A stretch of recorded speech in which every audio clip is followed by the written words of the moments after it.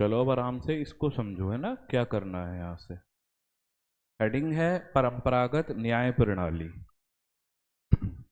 देखो, एक चीज समझना, अगर आपको याद हो तो, एक साइड आपने किया था ग्राम पंचायत। ग्राम पंचायतों का गठन किसके द्वारा किया गया था? ग्राम सभा के द्वारा। याद है कि ग्राम सभा के जो 18 प्लस के सदस्य थे, उन्हीं के द्वारा ग्राम पंचायत का गठन किया गया। ठीक है। अब ग्राम पंचायत का गठन किया गया, इसमें न्याय की भी तो जरूरत होगी, तो क्या चलेगा यहाँ? न्याय पंचायत। पूरे उत्तराखंड में कितनी न्याय पंचायतें हैं? 670। तो ये तो वर्तमान परिस्थिति है। ये कब की परिस्थिति है? आज की परिस्थिति है। लेकिन हमने न्याय की अगर व्यवस्था पढ़नी हो तो हम तो शुरू से लेके चलें। तो जब शुरू से लेके की व्यवस्था करेंगे तो आप खुद से सोच के चलो, उत्तराखंड की पहली पुरा प्रजाति कौन सी है? कौन सी है उत्तराखंड की पहली पुरा प्रजाति? तो आपको बहुत अच्छे से याद है, कोल। कोल के बाद क्या है? किरात। किरात के बाद खस। खस के बाद सक। सक के बाद, सक के बाद क्या है? है याद? चलो, तो अब ये तो याद है फिलहाल, कोई बात नहीं।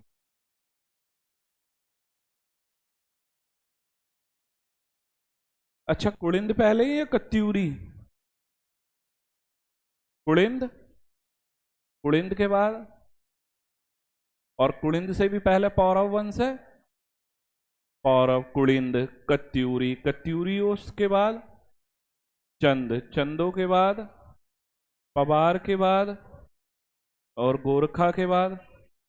बस बस, ये अगर आपको याद है तो मुझे जो आज की क्लास लेनी है, यहां से लेके और यहां तक की न्याय व्यवस्था पढ़नी पड़ेगी, क्योंकि तब जाके हमारा अंग्रेजों के द्वारा जो न्याय करने का तरीका था हमने वो पढ़ना है, गोरखों ने न्याय का तरीका जो करा वो, और मिडेवल हिस्ट्री में न्याय का तरीका वो पढ़ेंगे। कोल के द्वारा या किरातों के द्वारा कैसे किया गया न्याय वो पढ़ना है, और फिर अगेन पढ़ेंगे खसों के द्वारा। तो लगभग लगभग 4 से 5 वे आपने पढ़ने हैं। सबसे पहले आपको ये चीजों का क्रम याद है, तो जब तक इन चीजों का क्रम याद रहेगा और ये किस जगह पे हैं वो आप सबसे पहले करोगे, उसके बिना आप कभी कुछ नहीं कर पाओगे। क्योंकि न्याय व्यवस्था पढ़ रहे हो, किसकी पढ़नी है वो सबसे पहले तैयार होना चाहिए। तो ये कोल, किरात, खस, सक, ये क्या थे? ये लोग उत्तराखंड में आने वाली पहली आदिम जाति है कोल, है ना। हालांकि शिव प्रसाद डबराल के अनुसार कोल मानी जाती है और जॉर्ज ग्रियर्सन के अनुसार किरातों को माना गया है ना। यही तो बात है। चलो शाबाश, ठीक। अब देखो यहाँ थोड़ा और चीजों को समझेंगे।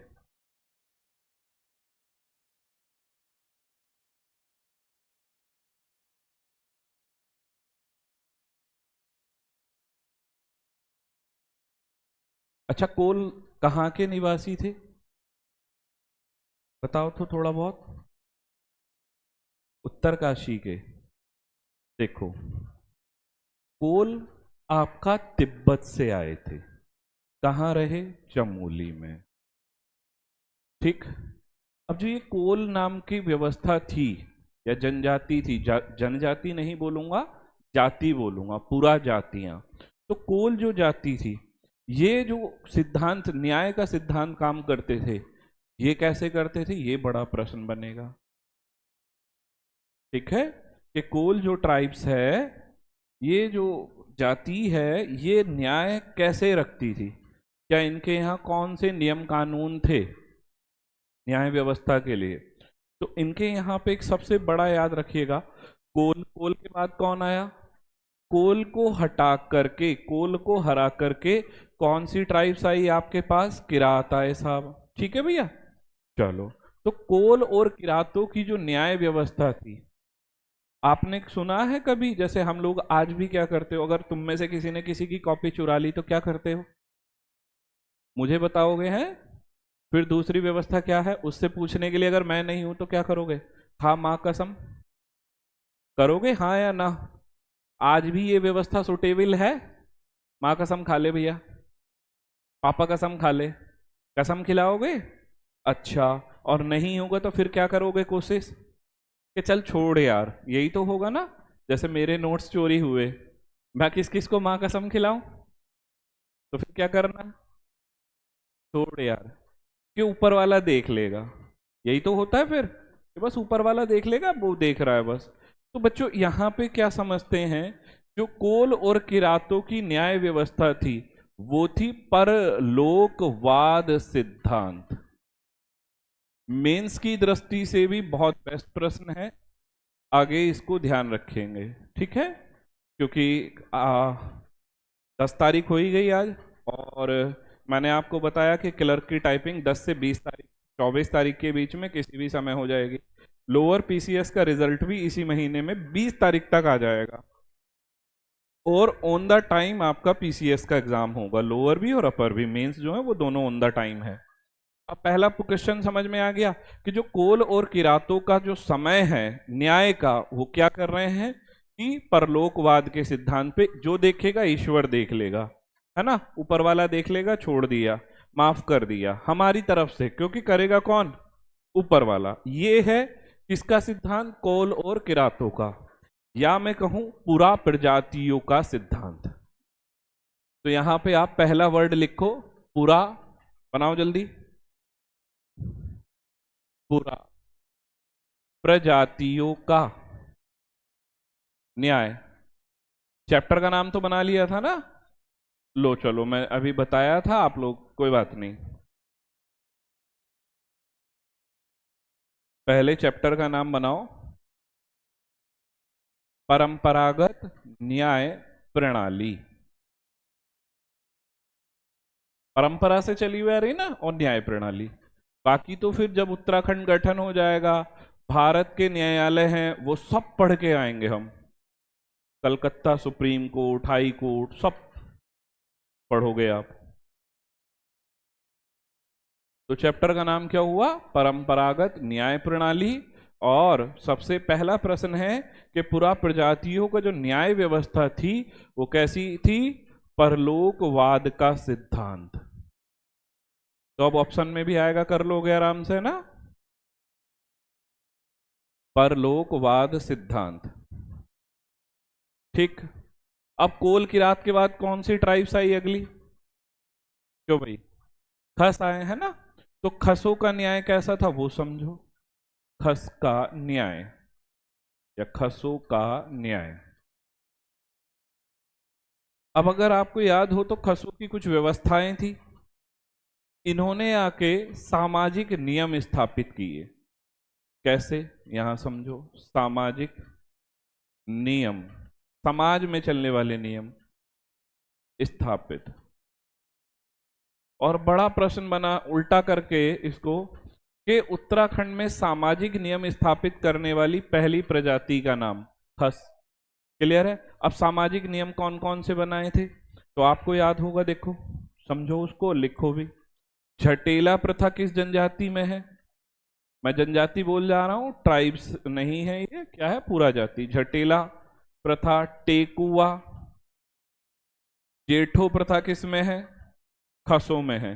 तो झटेला प्रथा में कौन सी प्रथा थी ये बता सकते हैं कोई? कि जो अनवैलिड, क्या था ये बताओ चलो।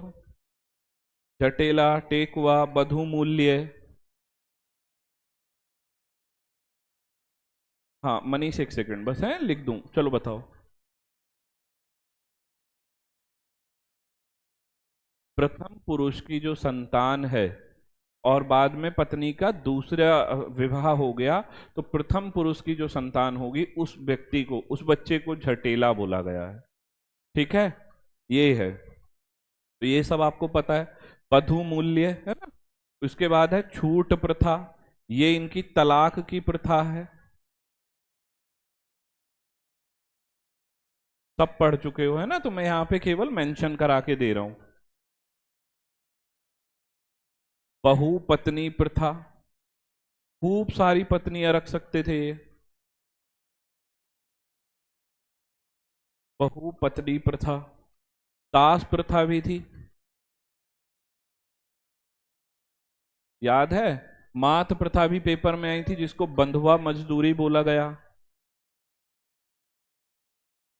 तो अब चीजें समझ में आई कि सबसे पहले न्याय व्यवस्था में सामाजिक नियम किस व्यक्ति या किस ट्राइब्स के द्वारा स्थापित किए गए?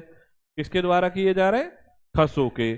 परंतु पूरा प्रजातियों का जो न्याय है वो कैसा न्याय था? परलोकवाद का सिद्धांत। ठीक है, ये ध्यान रखें। बनाओ इन दोनों को।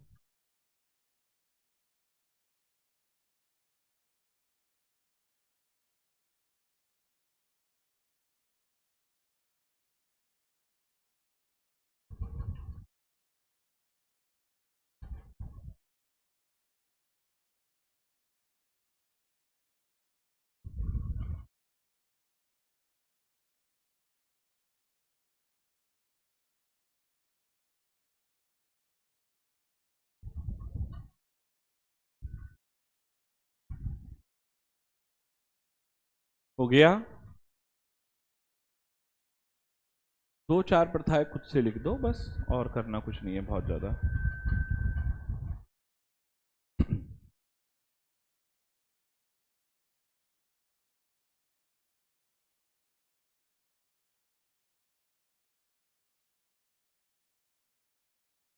चलो आगे। हो गया ना? ठीक। अब ये हमने कोल किरात के समय की पढ़ ली, ये खसों की पढ़ ली।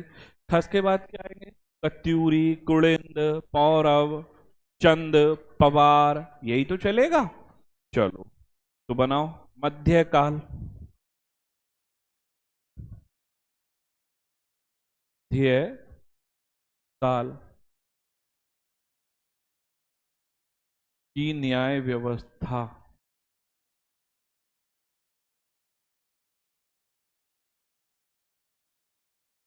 मध्यकाल की न्याय व्यवस्था, देखो मैं लाइन भी बहुत ज्यादा नहीं लिखवा रहा हूं, जितने की जरूरत है उतना ही काम लिखना है। मध्यकाल की न्याय व्यवस्था। अब आपको याद है कि इस काल में बहुत ज्यादा धार्मिक ग्रंथों को मान्यता दी गई है। तो ये जो मध्य काल था, चंदों का, पवारों का, आपका कुड़िंद कत्यूरियों का, तो ये जो आपका न्याय व्यवस्था थी ये धार्मिक ग्रंथों के आधार पर थी।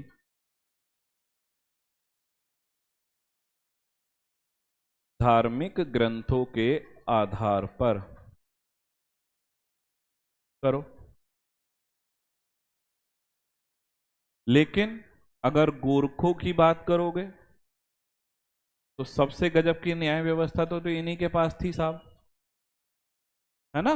क्या था इनकी न्याय व्यवस्था का नाम? दिप प्रथा। और दिप प्रथा में भी आपने कभी सुना है कि पानी में नमक घोल करके कसम खिलाई जाती है? क्यों भाई, निशु आई नहीं अभी? निशु क्या? तो पानी में नमक घोल करके कसम खिलाई जाती है, उसको बोलते हैं लूण लोटा। लूण माने नमक, लोटे पे। ठीक है? तो उससे क्या होता है, ऐसी मान्यताएं हैं कि जिस प्रकार से इस पानी में नमक घुल गया, अगर तुमने झूठ बोला तो तुम्हारा शरीर भी ऐसे ही घुल जाएगा, तुम ऐसे ही घुलोगे। तो लूण लोटा, ये प्रथा भी किसमें ही है? गोरखों में। जबकि लोटा नामक कानून व्यवस्था किस जिले में? तो अल्मोड़ा में चलाई गई थी, है ना? लोटा कानून 1822, खच्चर सेना ट्रेल 1822। तो अब आप गोरखों तक आ गए। लेकिन जब 1815 में, 27 अप्रैल 1815 को उत्तराखंड पे अंग्रेजों का अधिकार स्थापित होगा, तो अंग्रेज देखेंगे एक आदमी है, लुगाई भी ले आ सके, बहुपत्नी प्रथा। ठीक। दूसरा है गोरखों की प्रणाली, भैया जहर खिला के उसको चेक करवाया जा रहा है कि ये सच बोल रहा है या झूठ बोल रहा। कढ़ाई में हाथ दे के चलाए जा रहे हैं, है ना? तो ये कोई न्याय व्यवस्था का जो एक्चुअल तरीका है, ओरिजिन तरीका है, क्या इससे सही न्याय मिल पाएगा? नहीं ना।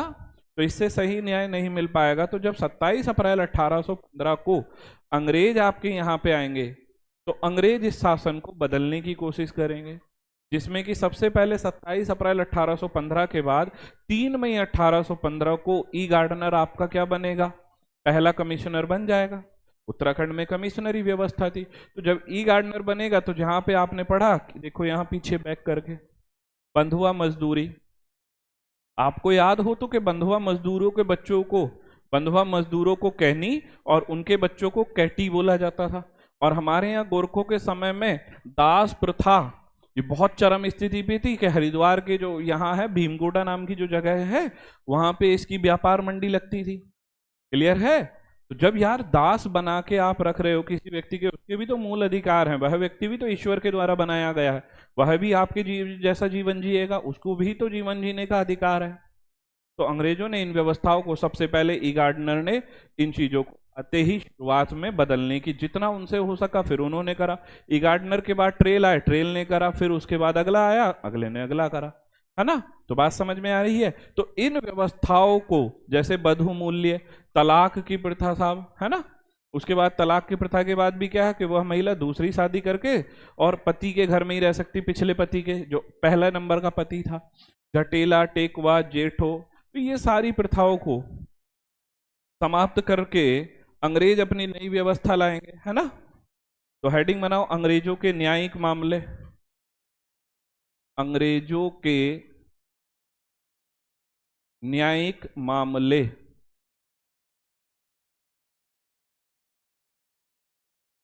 अंग्रेजों के न्यायिक मामले। तो अंग्रेजों के न्यायिक मामले बहुत मेन है समझना। इन्होंने क्या काम करा, न्यायिक मामलों को दो तरीकों से बांटा। जैसे एक बात बताओ, तुमने कभी पहाड़ में कहीं भी, जब आप पहाड़ जाते हो, गए हो सब, है ना? नहीं गए क्या जी? रामनगर तो गया, ठीक, रामनगर से पहाड़ शुरू हो जा, तुमने देखा होगा वहां स्कूटी बाइक घर के बाहर सड़क पे ऐसे खड़ी, कभी चोरी की रिपोर्ट लिखी गई? पहाड़ में नहीं लिखी मिलेगी कभी भी। पहाड़ में बाइक आप ऐसे ही कार बाहर खड़ी, और हमारे जसपुर में देख लियो, रख के देखो एक बार बिना कैमरे के,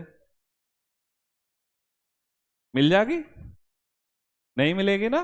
बात समझ में आ गई? क्योंकि अगर मैं ये लाइन क्यों बोला हूं, तो अगर आपको याद हो कमिश्नर ट्रेल के द्वारा क्या कहा गया था कि उत्तराखंड की जनता भोली भाली है साहब, इनके लिए अदर स्टेट के जैसे कानून ना लगाए जाएं, इनको तो मैं ही संभाल लूंगा, इनके लिए पुलिस व्यवस्था की जरूरत नहीं है। तभी तो हमारे यहाँ पटवारी को ही पुलिस के अधिकार दिए गए थे।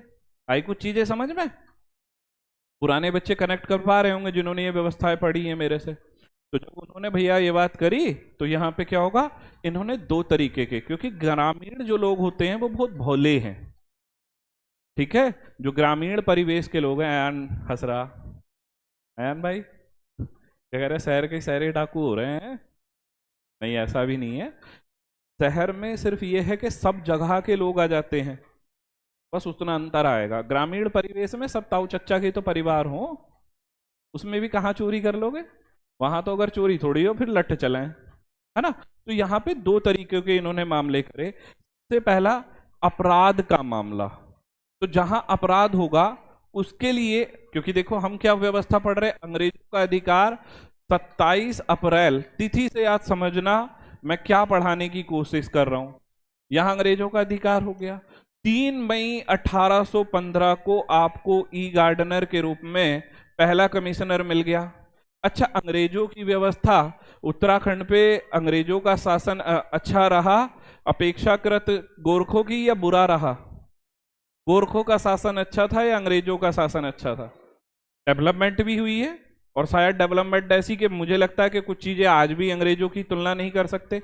अंग्रेजों के बनाए पुल आज भी हैं, और आज तुम कितनी अच्छी टेक्नोलॉजी से बना लो, नहीं हो सकता, बहुत जगहों पे ऐसा है ना।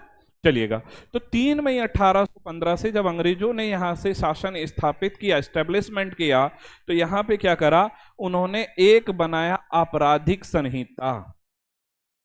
आई, याद है 1860 में आई थी इंडियन पेनल कोड। आपराधिक संहिता है तो अपराध अगर आप करोगे तो अपराध करने के ही अकॉर्डिंग आपको सजा दी जाए। ठीक है भैया, कि अपराध करोगे तो उसी के अकॉर्डिंग सजा दी जाएगी, आईपीसी के तहत, जैसे आज भी चलता है। हालांकि आईपीसी की सिस्टम अब बीएनएस ने ले लिया है ना भाई। और दूसरा क्या है, नागरिक संहिता। तो यहां क्या करा इन्होंने, इस बात को बड़ा मेन समझना। अगर आप मेंस के अकॉर्डिंग तैयारी कर रहे हो तो आपको, या ग्रेजुएट लेवल, तो यहां से कथन एवरार, और ये 10 नंबर का क्वेश्चन है, 150 वर्ड्स का क्वेश्चन बन सकता है यहीं से। जो आपराधिक संहिता है बच्चों, अपराध किया, फॉर एन एग्जाम्पल मैं किसी का नाम ना लेके यहाँ पे बोल रहा हूं, एक कैंडिडेट है, एक बी कैंडिडेट है, दोनों ने चोरी कर ली, ठीक हो गया, तो दोनों के लिए सजा का प्रावधान बराबर होना चाहिए। समझ रहे हो, ए कैंडिडेट, बी कैंडिडेट, दो कैंडिडेट हैं, इन्होंने कोई ऐसा कृत्य किया कि फांसी की सजा हो, तो उनको दोनों को बराबर रूप से फांसी मिलनी चाहिए। तो आपराधिक संहिता मेरे बच्चों, इन्होंने क्या काम करा, सबके लिए समान कर दी। ठीक है भैया, अर्थात सबके लिए समान से क्या है बच्चों, पहले सामने देख लो, समझ लो कॉन्सेप्ट को, फिर नहीं हो पाएगा, है ना। और लिखते भी रहो साथ साथ कि सबके लिए समान से क्या मतलब है, सभी धर्मों के लिए। मेन कॉन्सेप्ट समझो कि अपराध में धर्म नहीं देखा जाएगा। ठीक है भाई, सभी धर्मों के लिए समान। परंतु एक बात बताओ, जहां मैंने नागरिक संहिता शब्द लिखा है, अगर मैं नागरिक संहिता में भी यही चीज करूंगा, तो जैसे कि मैं छोटा सा एग्जाम्पल बताऊं, हिंदू धर्म में शादी के अलग काम होते, मुस्लिमों में अलग, सिखों में अलग और ईसाइयों में अलग है। तो चारों धर्मों में, चारों धर्मों के हिसाब से काम है।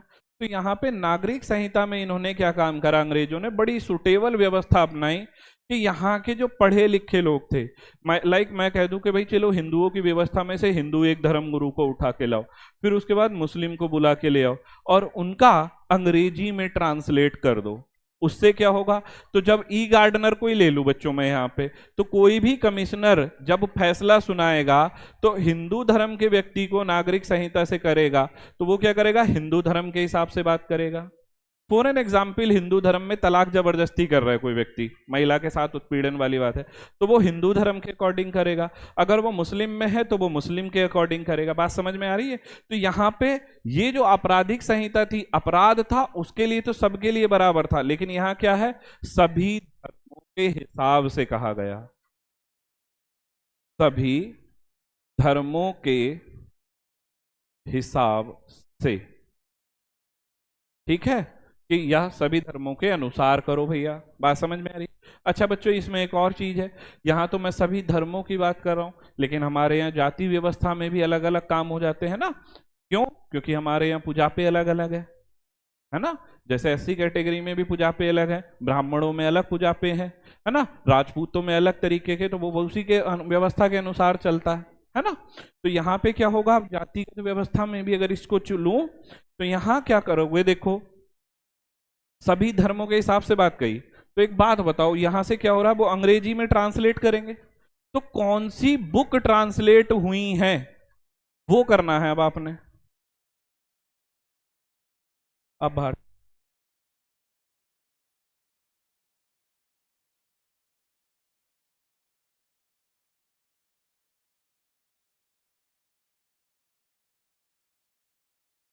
ठीक, तो नागरिक संहिता में अब क्या करा जाएगा, वो उनके अकॉर्डिंग। तो यहाँ पे चीजें समझ में अगर आपको आई हो, इस जगह से इस जगह तक अंग्रेज क्या करवा रहे हैं कि जो हिंदुओं की नियम कानून है, जो मुस्लिमों के नियम कानून है, उनको अंग्रेजी में ट्रांसलेट करा रहे हैं, और वो नियम कानूनों की फिर बुक बन के आएगी। ऐसे ही तो होगा जब अंग्रेजों को करके देंगे। तो ये जो बुक्स हैं ये अब पढ़नी है आपने। बनाओ जरा इसको, फिर मैं बुक्स पढ़ा के देता हूं आपको। चीजें समझ में आ रही हैं, ये बहुत बेहतरीन है। जैसे 1917 में, ये लिख लिया, करूं मैं यहीं को लिखूं या आगे चल दूं, नेक्स्ट स्लाइड पे कर लूं, एक एक ले रहा हूं जिससे आपको रहे याद। है आपको एक पुस्तक का नाम, नरेंद्र हिंदू लॉ। लॉ मतलब बच्चों कानून, नरेंद्र हिंदू लॉ। ठीक है, नरेंद्र हिंदू लॉ नाम की जो पुस्तक है 1917 में लिखी, और किसने लिखी है? हरि कृष्ण रतूड़ी ने। हरि कृष्ण रतूड़ी। तो ये क्या है? बुक का ट्रांसलेशन ही तो है, नरेंद्र हिंदू लॉ। पहली बुक समझ में आ गई? क्लियर है? चलो, 1917 हरिकृष्ण रतूड़ी। दूसरा लिखो इसके बाद।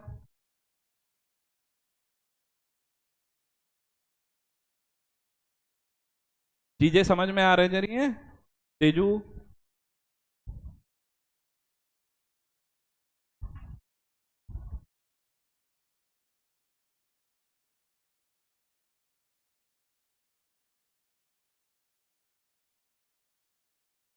करो जरा इसको अब।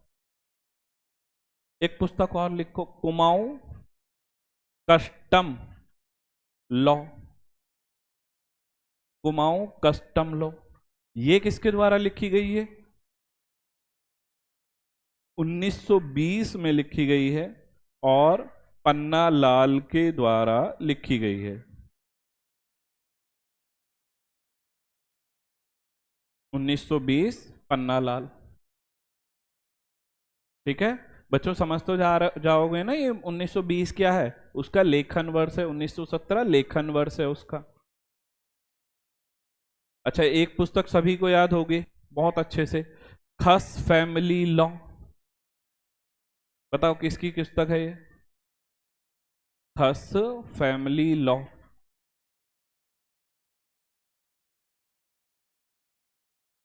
सही है, कुछ की आवाज थोड़ी समझ में आई। 1929 में लक्ष्मी दत्त जोशी।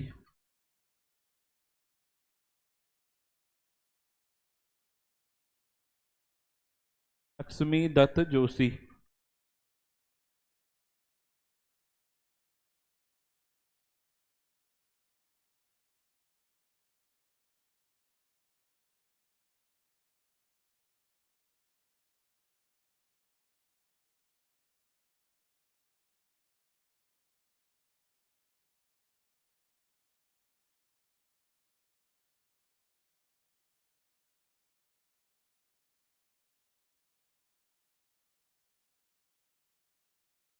करो इसको।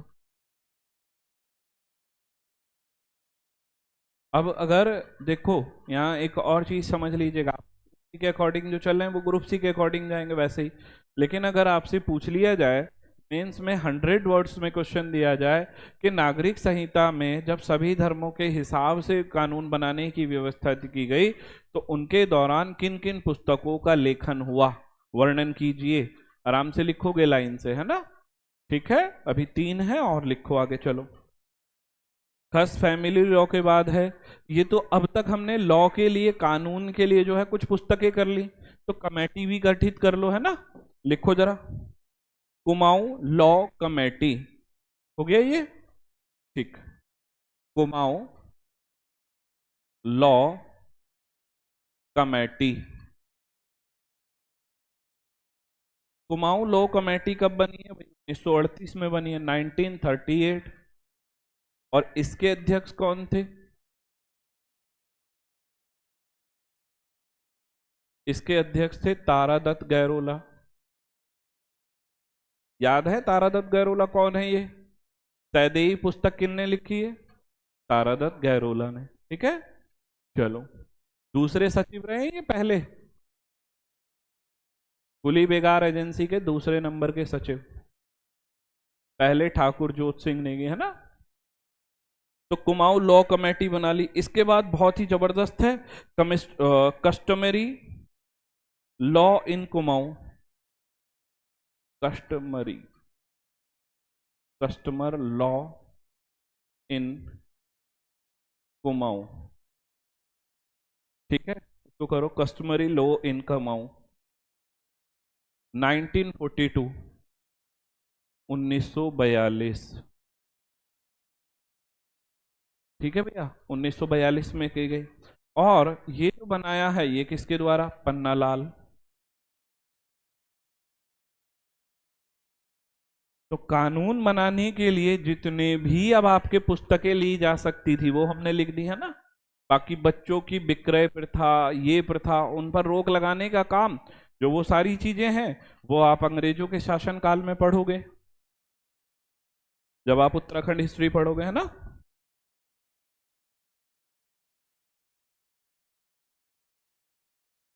चीजें समझ में आ गई। एक बार देखो पीछे की व्यवस्था को जितना आपने आज का पढ़ा, कर लिया ये। चलो, परंपरागत, क्योंकि ये मेरा जो चैप्टर है फर्स्ट फेज कंप्लीट होता है, सेकंड फेज में जो आधुनिक न्याय व्यवस्था वो पढ़ेंगे अब हम।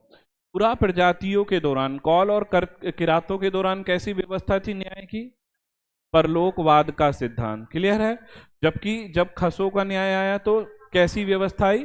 सामाजिक न्याय व्यवस्था। पहले कौन कौन सी आई? जटेला, टेकवा, जेठो, ये न्याय व्यवस्था आपकी रही। उसके बाद मध्यकाल की न्याय व्यवस्था कैसी थी? धार्मिक। गोरखों के समय पे सारी व्यवस्थाएं पढ़ रखी है ना। उसके बाद अंग्रेजों के जब न्यायिक मामले आए तो न्यायिक मामले उन्होंने कितने बांटे? अच्छा, यही चीज तो बेटे दीवानी और फौजदारी भी बाद में बदलेगी। जिसको, अगर मैं दीवानी फौजदारी की शुरुआत करूं तो हमारे यहाँ पे कौन है? लक्ष्मीचंद का भाई शक्ति गोसाई। और अंग्रेजों ने भी तो दीवानी और फौजदारी न्यायालय अलग अलग बना के दिए। ठीक है भैया। अपराध का जब आया तो उसके लिए आईपीसी और नागरिक संहिता की बात करी तो उन्होंने सभी धर्मों के हिसाब से बात कर ली। आज भी शायद अगर आपको पता हो आधुनिक तौर में, तो जब न्याय व्यवस्था अगर धार्मिक हो तो वहां से क्या होता है? उनके धर्म के अकॉर्डिंग व्यवस्था बनती है। ऐसा ही तो है। जब हिंदू का शादी विवाह का मसला होगा तो वो हिंदुओं के शादी के विवाह के मसलों के अकॉर्डिंग होगा, मुस्लिम में होगा तो वो मुस्लिमों के अकॉर्डिंग फैसला लिया जाएगा। ऐसा ही तो होता है। आज भी ऐसा होता है, पहले भी अंग्रेजों के नियम कानून के बनाए हुए हैं। देखो, नरेंद्र हिंदू लॉ किसने लिखी? सबसे पहली बार में जब आप याद करें तो पुस्तक और राइटर का नाम याद करें। अगले सेशन में ईयर याद करना, ईयर इंपॉर्टेंट रहेंगे ग्रेजुएट वालों के लिए। Kumaon custom law, Pannalal. खास फैमिली लॉ, ठीक। Kumaon law committee, customary law in Kumaon, ये आपका परंपरागत न्याय व्यवस्था थी। अब अगला हेडिंग बनाओ, संविधान लागू। तो संविधान आपको सबको पता है, संविधान सभा के द्वारा बनाया गया। ठीक है भाई। बी आर अम्बेडकर प्रारूप समिति के अध्यक्ष रहे। प्रारूप समिति में कितने सदस्य थे? 7 सदस्य थे। उसके सलाहकार कौन थे? B N Rao. B N Rao एकमात्र ऐसा पर्सनैलिटी जिसने 2 देशों का संविधान लिखने की बात कही या लिखा, बर्मा और भारत। ठीक है। बर्मा म्यांमार एक ही है बेटे, है ना, ध्यान रखिएगा। ठीक। जब बी एन राव ने संविधान लिखा उसकी तो उसमें कितने आर्टिकल थे? 243 आर्टिकल थे। तो ये सारी चर्चाएं हम ऑलरेडी कर चुके हैं। जब भीमराव अंबेडकर ने संविधान लिखा तो उसमें मूल अधिकार और सारी चीजों की चर्चा करके प्रस्तावित, तो जो संविधान सभा के द्वारा संविधान बनाया गया वो एक्सेप्ट कब हुआ था? 26 नवंबर 1949 को हुआ अंगीकार, है ना। और लागू कब हुआ था? 26 जनवरी 1950। अच्छा, 1950 26 जनवरी को ही क्यों हुआ? इसकी जो बात है छिपी हुई है 26 जनवरी 1930 के दिन, क्योंकि इस दिन हमने क्या मनाया था? स्वाधीनता दिवस। कोई भी बच्चा आंसर ना करे हो, है ना। बस कोई क्वेश्चन मत पूछ लो इनसे, करो। 1-2 बच्चों ने कोशिश करी भी है। ठीक है, बताओ इसको कि 26 जनवरी को ही क्यों लागू करा? तो जब लागू हो गया, लागू होने से पहले थोड़ी सी संविधान लागू होने से पहले की चर्चा करूं। जब भारत से शुरुआत, हम भारत से ही करेंगे। हमारे भारत में न्याय पालिका का पूरा कर रहा हूं, है ना बेटे। अब सामने देखो पहले। तो भारत में सबसे पहले आपको पता है अंग्रेजों का शासन कब स्थापित हो रहा? किस युद्ध से अगर पूर्णतः मानो तो 1757, प्लासी का युद्ध। क्या है ये युद्ध में खास बात कि 1757 का जो प्लासी का युद्ध है, इस युद्ध के बाद, इस बैटल के बाद अंग्रेजों ने राजनीतिकरण शुरू कर दिया था। जबकि अंग्रेज किस लिए आए थे? केवल और व्यापार। आपको याद है कि ईस्ट इंडिया कंपनी साहब आपके भारत में 1600 में आई, क्या करने आई थी? व्यापार करने आई थी। कितने लोग आए थे? 217 लोग। कितनी रकम लेके आए थे? व्यापार करने 133 पाउंड की रकम लेके आए। कितने लोग आए थे? कितने वर्षों का चार्टर लेके आए थे? 15 वर्षों का चार्टर लेके आए। सबको याद है किससे लेके आए थे? एलिजाबेथ प्रथम से ये चार्टर आप लेके आए साहब। अच्छा, ईस्ट इंडिया कंपनी जब भारत आई थी तो किसके नेतृत्व में भारत आई थी? Lord mayor. बहुत बढ़िया कि ईस्ट इंडिया कंपनी जब भारत आई तो किसके नेतृत्व में आई थी? लॉर्ड मेयर के नेतृत्व में भारत आई थी। 1757, 1600 से 157 साल हो गए। 157 सालों में इन्होंने व्यापार को क्या कर दिया? राजनीति में बदलना शुरू कर दिया। और 1757 से ही बंगाल में आपको पहला गवर्नर मिला। क्लियर है? हालांकि 1717 से अगर आपको बिल्कुल विशेष बात याद रही हो, ठीक है, तो 1717 में जॉन सॉर्मन के नेतृत्व में हैमिल्टन नाम का डॉक्टर आया, जिसने फर्रुखसियर की व्याधि को ठीक किया और 3000 रुपए वार्षिक कर के बदले क्या मिला? बंगाल की दीवानी मिल गई। और इसी बात को ओम्स महोदय ने मैग्ना कार्टा कहा है ईस्ट इंडिया कंपनी के लिए। याद है? तो वहां सारी चीजें अगर आपको याद हो तो अगली काम समझे कि 1757-82 का युद्ध से राजनीतिकरण हो जा रहा है। और 1773 बच्चों ये मेन है। अब थोड़ा सा तो नेक्स्ट स्लाइड से ले लें। 1773 से कहां कोर्ट की स्थापना हुई थी? कलकत्ता सुप्रीम कोर्ट की स्थापना हुई। ठीक है साहब। इसमें मुख्य न्यायाधीश सीजे लिख दूं, चीफ जस्टिस समझ में आ जाएगा। सीजे कौन थे बेटे? एलिजा हम्पे। और अन्य 3 कौन थे? ठीक, शाबाश। लिमिस्टर, चैम्बर और हाइड। लिमिस्टर, चैम्बर और हाइड जो है अन्य 3 न्यायाधीश। 1774 में या 84 में? 84 में इंग्लैंड सुप्रीम कोर्ट की स्थापना। ठीक है साहब। 1784 के बाद बच्चों मैं सुप्रीम कोर्ट करा तो रहा हूं, लेकिन मैं जब उत्तराखंड राज्य पढ़ा रहा हूं तो मुझे ये कराना नहीं चाहिए। समझ में आ गई? लेकिन क्या है कि हम चीजों की व्यवस्था जब ऊपर से लेके नीचे तक की कर रहे हैं, देखो वर्ल्ड, इंडिया और उत्तराखंड, मार नहीं खाएगा बच्चा अगर करने वाला है, और ना करने वाला है तो कोई दिक्कत नहीं है। ईश्वर रोटी नहीं देता आपके मुंह में आके, है ना, करना आपको पड़ेगा। तो 1784 का इंग्लैंड सुप्रीम कोर्ट। लेकिन मेन अब यहां पे और चीजों को समझो कि 1861 के अधिनियम से 3 हाई कोर्ट बने 1862 में। सबसे पहले कलकत्ता, विद डेट बात करोगे तो कलकत्ता पहले बना है बच्चों, ध्यान रखना। कलकत्ता के बाद मद्रास, और मद्रास के बाद बंबई। 3 हाई कोर्ट बने बच्चों, है ना। ठीक, बहुत बढ़िया। 1861 के चार्टर से मेरे बच्चों। ठीक है, अब ये 3 आपने पढ़ लिए, हाई कोर्ट है बच्चों, ये ध्यान रखिएगा, है ना। ठीक भैया, 1861 से 1861 के बाद ये 3 हाई कोर्ट बन गए। फिर चौथा हाई कोर्ट कब बनेगा? तो 1866 में। बहुत बड़ी बात ध्यान रखना, इलाहाबाद हाई कोर्ट। आपके भारत में सबसे ज्यादा वकीलों वाला हाई कोर्ट ये है, सबसे ज्यादा जज वाला हाई कोर्ट ये है जनसंख्या में। वहां पे वकीलों की और जजों की संख्या ज्यादा है।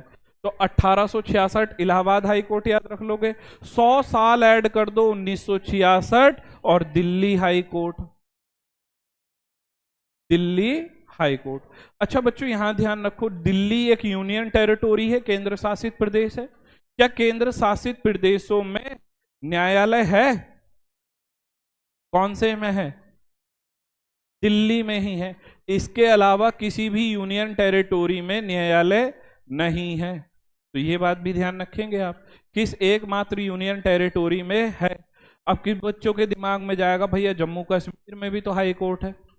तो जब जम्मू कश्मीर को आज दिया गया है यूनियन टेरिटोरी का दर्जा, लेकिन जब जम्मू कश्मीर में हाई कोर्ट बना था तब वो हाई यूनियन टेरिटोरी था क्या? तो किस रूप में स्थापित हुआ था? राज्य के रूप में स्थापित हुआ। तो ध्यान रखने का कि पहले वो क्या था? स्टेट था, और अब यूनियन टेरिटोरी है, तो वो प्रश्न भी अलग हो जाएगा। क्लियर हो रहा है? चलो शाबाश, कर लोगे अब जम्मू कश्मीर को ट्राइब। अच्छा, जरूरी है कि एक हाई कोर्ट ही हो वह? 214 के अकॉर्डिंग एक राज्य में एक हो सकता है, लेकिन एक से ज्यादा राज्यों के लिए भी एक हाई कोर्ट हो सकता है। ये बात साफ है हमारे संविधान में। तो 1948 विशेष क्वेश्चन है, ध्यान रखिएगा। 1948 में गुवाहाटी हाई कोर्ट की स्थापना हुई। कौन सा हाई कोर्ट बना? गुवाहाटी। और गुवाहाटी हाई कोर्ट के अंदर मेरे बच्चे कहां कहां के न्यायालय आते हैं, या न्यायालय बोल रहा हूं, कौन से अधिकार क्षेत्र आते हैं? शाबाश बोलो। असम, असम के बाद अरुणाचल, मेघालय नहीं आएगा बच्चे। अरुणाचल के बाद मिजोरम, और बस मिजोरम, मैंने 4 लिखे हैं वहां इशारे। मिजोरम के बाद है नागालैंड। अब सुनिएगा जो बात मैं आपको कराने जा रहा हूं। देखो मैं तो उत्तराखंड पढ़ा रहा था, लेकिन मैंने सबकी बातें लिखा दी। सबसे ज्यादा वकील किस में है? सबसे ज्यादा जज किस में है? यूनियन टेरिटोरी वाला। और जो मैं आपको ऐसे पढ़ा रहा हूं ना, वो तुम देख रहे होंगे पेपर में आ रहा है। जैसे भी 1919 पढ़ाया था, है ना, बाल अधिकार पढ़ाया, पेपर में था। और गुवाहाटी हाई कोर्ट सबसे ज्यादा अधिकार क्षेत्र वाला। 4 स्टेट का एक हाई कोर्ट केवल गुवाहाटी हाई कोर्ट। और पूरे आपके इंडिया में कितने हाई कोर्ट हैं? 25। 25वां कौन सा है? तेलंगाना। तो सबसे नवीनतम हाई कोर्ट कौन सा बन गया? तेलंगाना मेरे बच्चों, ठीक है। और सबसे पुराना हाई कोर्ट कौन सा हो गया? सबसे पुराना हाई कोर्ट कलकत्ता। सबसे नवीनतम बन गए अपने आप प्रश्न, मैंने कुछ नहीं लिखाया, सिर्फ आपको सेक्शन कराए। क्लियर है? तो जब आप इन चीजों को समझ लोगे, अब यहां से आगे को और अभी तो मैं हाई कोर्ट की बात कर रहा हूं, मेरा काम है सारी चीज करवाना, है ना। तो यहाँ एक चौथी व्यवस्था मुझे याद करवाओ। मैंने कलकत्ता सुप्रीम कोर्ट की बात कर ली, मैंने इंग्लैंड सुप्रीम कोर्ट आपको पढ़ा लिया, लेकिन मैंने अभी आप तक को मुझे ये बताओ कि संघीय न्यायालय तो बना था। संघीय न्यायालय कब बना है? ये 1935 के चार्टर से बना। संघीय न्यायालय 1935 के चार्टर से बना था, परंतु कब बना था? गठन हुआ था 1 अक्टूबर 1937 को। यहां को में समझ में आ जाएगा, और 1935 से में समझ में आ जाएगा। ठीक है बेटे, संघीय न्यायालय बना, और इसके भी कोई अध्यक्ष बने थे। कौन थे? बहुत बढ़िया, क्या बने थे ये? अध्यक्ष। अच्छा, संघीय न्यायालय सफल रहा था या असफल रहा?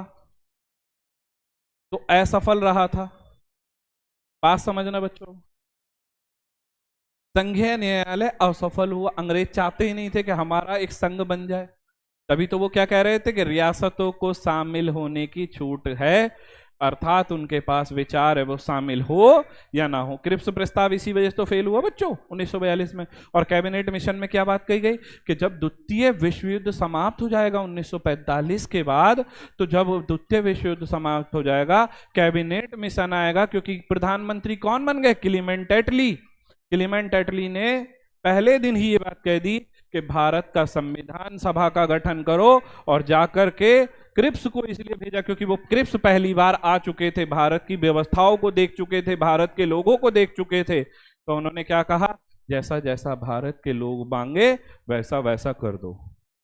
तब जाके कैबिनेट मिशन में पहली बार बात कही गई कि रियासतों को भी अनिवार्य रूप से शामिल होना पड़ेगा।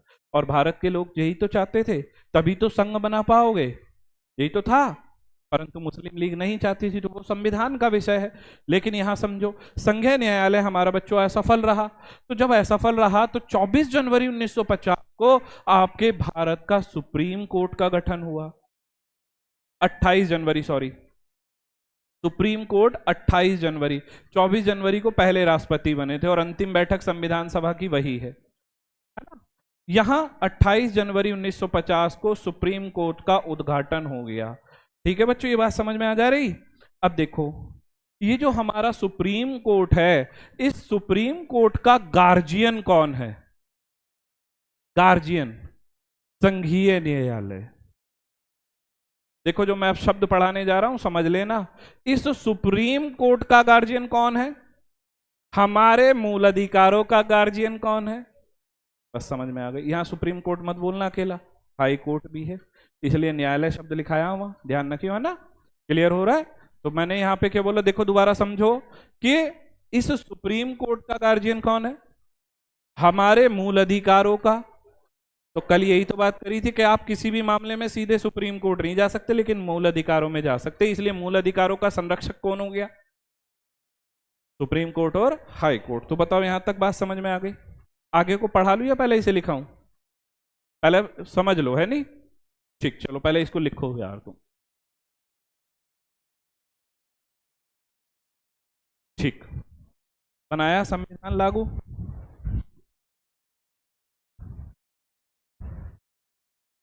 करो जरा।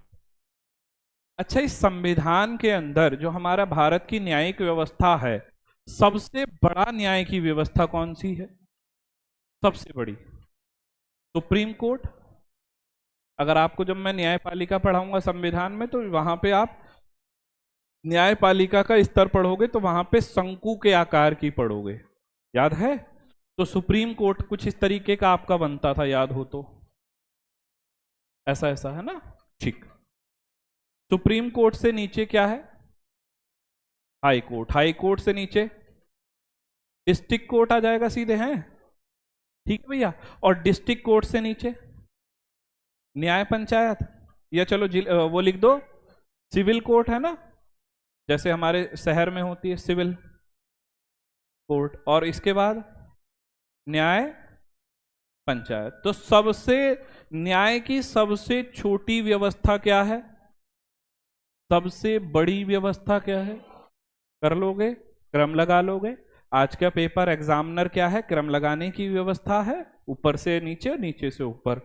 ठीक, शाबाश। चलो, अब हमारा काम सुप्रीम कोर्ट का तो है नहीं, है ना, हम तो स्टेट पढ़ रहे, तो हाई कोर्ट की व्यवस्था पढ़ते हैं। और ऑलरेडी हम हाई कोर्ट का गठन कर चुके हैं। तो हाई कोर्ट के अंदर 2 से 3 आर्टिकल आप समझो। प्रत्येक हाई कोर्ट बनेगा, एक हाई कोर्ट बनेगा एक राज्य के लिए बनेगा। और कौन से आर्टिकल से बनेगा? 214 से। पहला प्रश्न तैयार कि 214 आर्टिकल जो कहता है, हालांकि वो क्या कह रहा है? 124 कहता है एक सुप्रीम कोर्ट का गठन होगा, और 214 उसको उल्टा कर दो। चलो मैं यहां लिख भी दे रहा हूं, 124 सुप्रीम कोर्ट और उल्टा कर दिया 214 हाई कोर्ट का गठन। प्रत्येक राज्य का एक अपना हाई कोर्ट होगा। क्लियर? और 231 कह रहा है 231 एक से अधिक राज्यों के लिए, एक से अधिक, मैं उल्टा लिख दे रहा हूं, सॉरी उसके लिए, है ना, आप सही कर लेना, उस साइड लिख लेना। एक से अधिक राज्यों के लिए एक हाई कोर्ट हो जाएगा। ठीक भैया, या दो से अधिक कर दो। चलो, तुमने ऐसा लिख रखा, जैसा तुमने लिख रखा वैसा करा दूंगा। ये लिख दिया, 2 या 2 से अधिक राज्यों के लिए हाई कोर्ट। अच्छा बच्चों, यहां एक जो शब्द लिखा देखो हमने, 2 या 2 से अधिक, तो 2 से अधिक 3 भी हो सकते, 4 भी हो सकते। और यहां आपने कितने लिखे? ये 4। और सर्वाधिक न्याय क्षेत्र वाला यही है। हाथ के हाथ लिखते रहना बेटे, है ना, फिर क्लास चली जाएगी, है ना। करो जल्दी। अब 231 हो गया। अमन भैया, यूटीवी तो लिखा था हमने, दिल्ली हाई कोर्ट कब बना? 1966। एकमात्र यूनियन टेरिटोरी के पास हाई कोर्ट है ना। तो एकमात्र है, तो ये बताओ यूनियन टेरिटोरी में हाई कोर्ट बनेगा कौन से आर्टिकल? अब देखो इधर, 31, 41, 24 का उल्टा 214। कुछ समझ में आया होगा तो। 241 कह रहा है यूनियन टेरिटोरी, यूनियन टेरिटोरी के लिए हाई कोर्ट।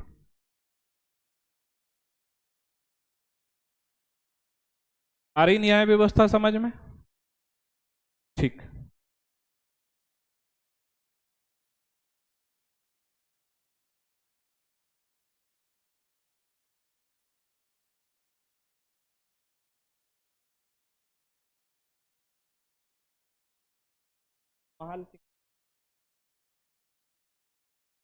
करो भैया, इसको मैं थोड़ा सा ऊपर दे रहा हूं है।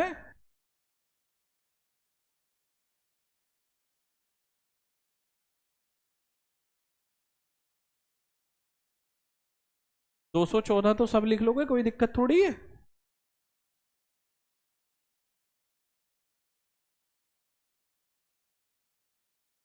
ठीक।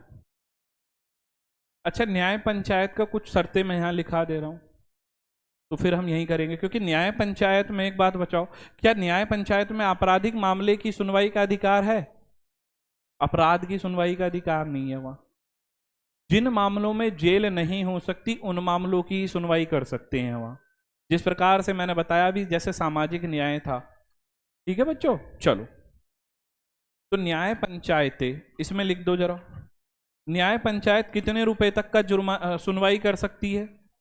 तो सुनवाई कर सकती है बेटे 500 रुपए। सुनवाई 500 रुपए तक। ठीक। अच्छा, और जुर्माना कितने तक का लगाएगी? जुर्माना 250 रुपए तक। ठीक है, सुनवाई जुर्माना, बस। और ये ग्राम पंचायत की न्यायपालिका होती है ना, तो ये भी लिख ही लो चलो। शायद सबसे छोटी न्यायपालिका ये है, ग्राम पंचायत की न्यायपालिका।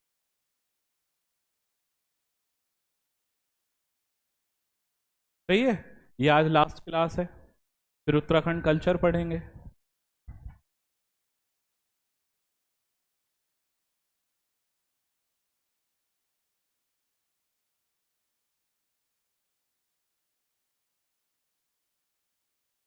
कर लिया इसको?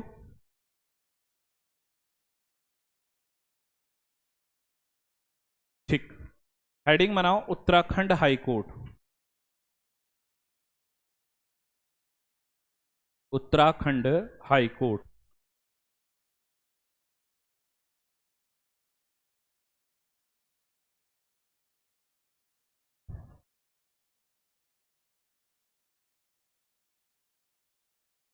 Uttarakhand high court.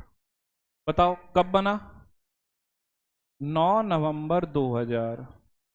ठीक है साहब। अच्छा, कौन से नंबर का हाई कोर्ट था? 20वां हाई कोर्ट बना।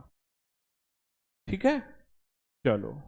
उत्तराखंड हाई कोर्ट 20वां हाई कोर्ट बना। हाई कोर्ट का गठन 214 के अकॉर्डिंग है, लेकिन अगर हाई कोर्ट की संरचना पूछी जाए तो 216। छोड़ो अभी। अच्छा, हाई कोर्ट में होगा क्या क्या, कौन कौन होगा?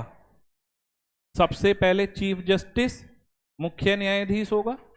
उसके साथ साथ बेटे यहां मुख्य न्यायाधीश लिखेंगे सीजे के, अन्य न्यायाधीश होंगे।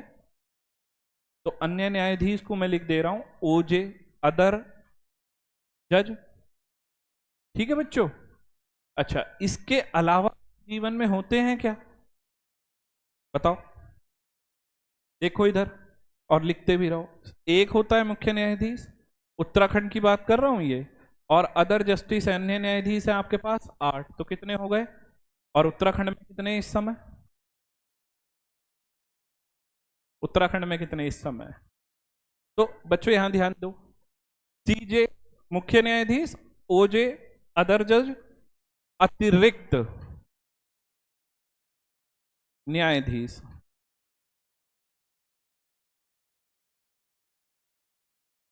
हमारे पास अतिरिक्त न्यायाधीश कितने होंगे फिर? बताओ।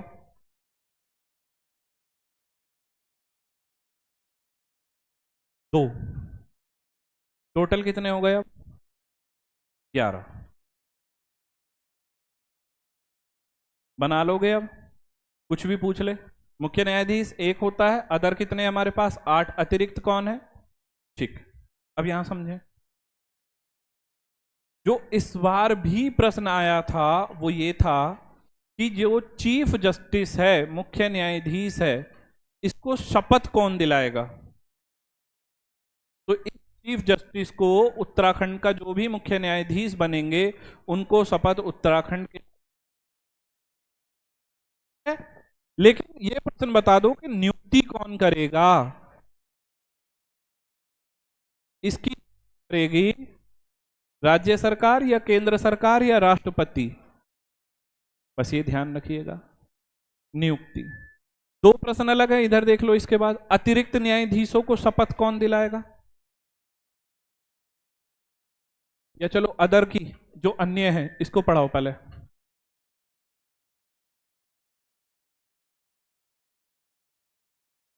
अगर अतिरिक्त न्यायाधीश हैं, देख लो इधर, तो अगर अतिरिक्त न्यायाधीश सुप्रीम कोर्ट में भी होंगे और हाई कोर्ट में भी होंगे, तो अगर सुप्रीम कोर्ट में उनकी नियुक्ति की बात करता है तो सुप्रीम कोर्ट के अन्य न्यायाधीशों की नियुक्ति संसद करेगी।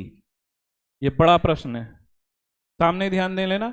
अतिरिक्त न्यायाधीशों की नियुक्ति सुप्रीम कोर्ट में कौन करेगा? संसद। और हाई कोर्ट में कौन करेगा?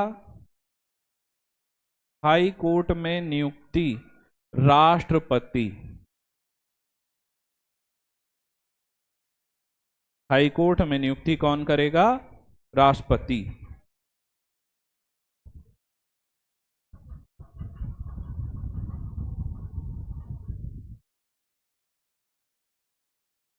प्रश्न यहां दो हैं, इधर देख लियो, अब लिखते भी रहो। प्रश्न आएगा कि उत्तराखंड में न्यायाधीश कितने लिखोगे? उत्तराखंड में न्यायाधीश शब्द आएगा तब आपका आंसर है 9। और कुल न्यायाधीश पूछेगा तो दोनों शब्दों का मतलब समझ गए होंगे। अब आप करो इसको।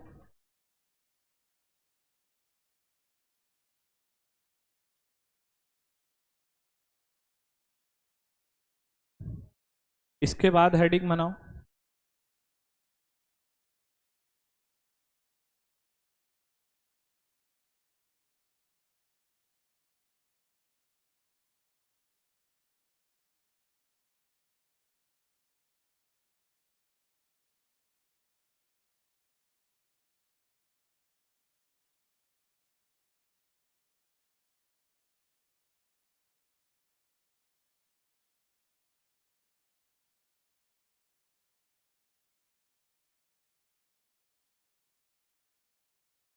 हो गया बच्चों? चलो देखो, एक बार बस एक जगह पे शायद किसी के मन में डाउट आया हो। जब प्रश्न बने कि उत्तराखंड में न्यायाधीश, तब आप कितना आंसर लगाओगे? 9। और अतिरिक्त में कितने लगाओगे? 2। और टोटल बताओगे तो बस समझ में आ गया। अतिरिक्त पूछेगा तो 2, अदर अन्य न्यायाधीश पूछेगा 8। ठीक है बेटे, तो सब लाइंस ध्यान हो गई। आगे बना लो अब जल्दी से, बस खत्म करो इसको। उत्तराखंड के न्यायाधीश,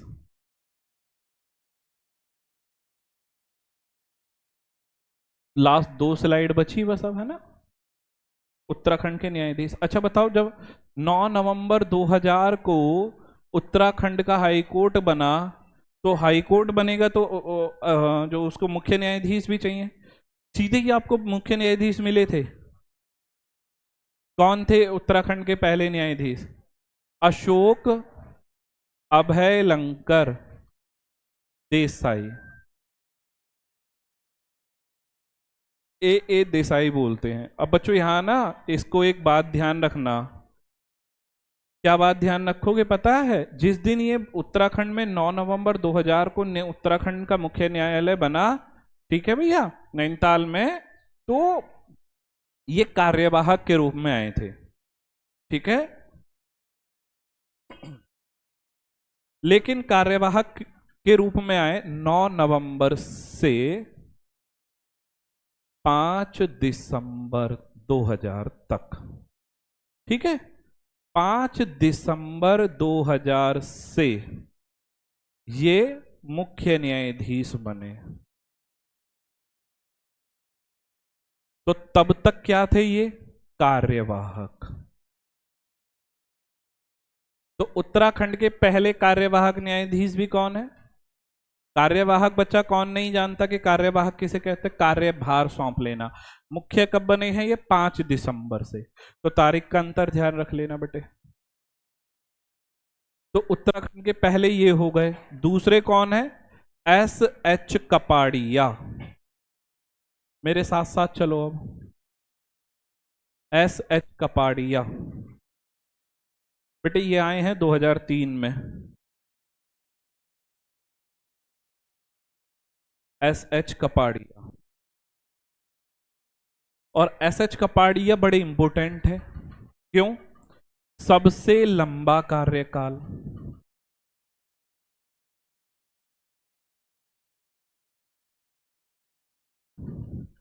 देखो इधर ध्यान से, अगर कुछ चीज नोटिस करोगे, 2003 कुछ आया? एनडी तिवारी सबसे लंबा कार्यकाल, सबसे लंबा कार्यकाल। ठीक है, दूसरी बात समझो, ये इधर एक वर्ड समझ लो जो मैं बोल रहा हूं। उत्तराखंड के मुख्य न्यायाधीश हैं। उत्तराखंड का मुख्य न्यायाधीश क्या सुप्रीम कोर्ट में भी मुख्य न्यायाधीश बन सकता है? बन सकता है। लेकिन अगर सुप्रीम कोर्ट का मुख्य न्यायाधीश उत्तराखंड का बन सकता है? नहीं। छोटे से बड़ा बन सकता है, बड़े से छोटा नहीं। क्लियर है? तो यहां सर S.H. कपाड़िया सर जो हैं ये सुप्रीम कोर्ट के मुख्य न्यायाधीश भी बने थे। और उत्तराखंड के ऐसे मुख्य न्यायाधीश जो सुप्रीम कोर्ट के मुख्य न्यायाधीश भी बने हो पहले हैं। इसका मतलब बाद में भी बना होगा कोई। तो लिख लीजिएगा यहां 2010 से 2010 से CJI। बताओ बेटे इसका क्या मतलब हुआ? Chief justice of India. ठीक है, CJI chief justice of India बने। सही है। अभी और आगे चिंता ना करें, सारे लिखाऊंगा। 13 के 13 आएंगे।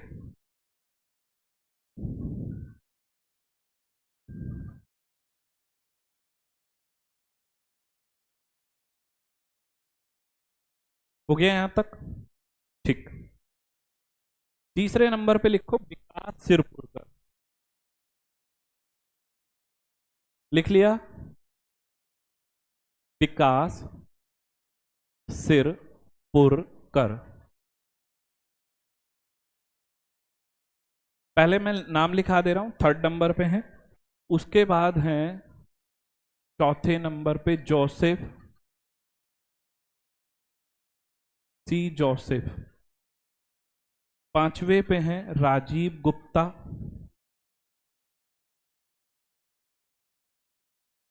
6ठे पे हैं विनोद गुप्ता।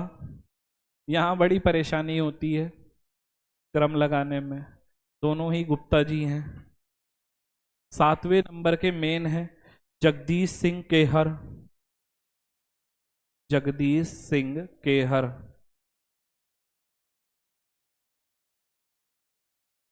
ठीक है साहब। विकास सिरपुर 2004 से 5, 2005 से 6, 2006 से 8, 2008 से 9, 2009 से 10। और जगदीश सिंह केहर इसलिए मेन है 2014 में CJI बने। 2014 में CJI बने। 7 हो गए। 8वां नंबर लिखो वारेन घोष। वारेन घोष 9वां। KM Joseph. मेन है KM जोसेफ।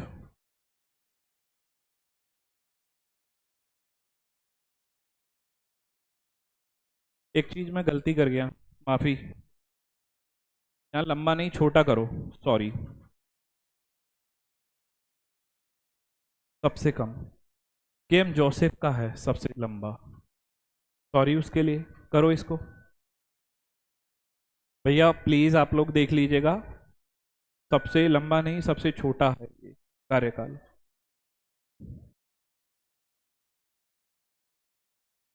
ठीक है, केएम जोसेफ बारिंग आ गए आपके 2010 से 14, 2014 से 18।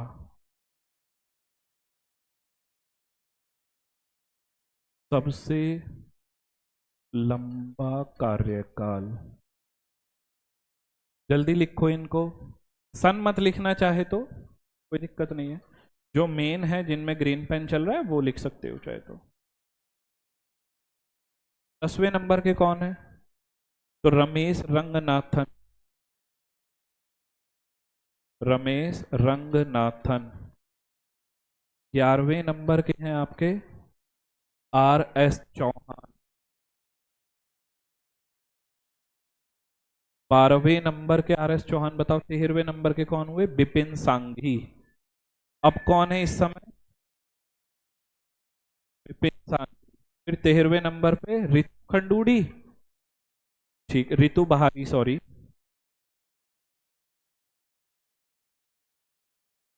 रितु बहारी। 14वें नंबर के कौन हुए? नरेंद्र, क्या नाम है पूरा? नरेंद्र गुहानाथन है शायद, यही है, चेक कर लेना, नरेंद्र गुहानाथन। क्योंकि वहां तो वो है ना सुप्रीम कोर्ट में, MM गवई, गवई कुछ करके नाम है। ठीक ठीक, क्या नाम है? BR गवई, शाबाश। रितु बहारी में लिख देना प्रथम महिला मुख्य न्यायाधीश, प्रथम महिला CJ। ठीक है भाई, चलो इसको लिखने के बाद 4% रह गए, हो गया पूरा। कल नया कल्चर बनाओ फिर।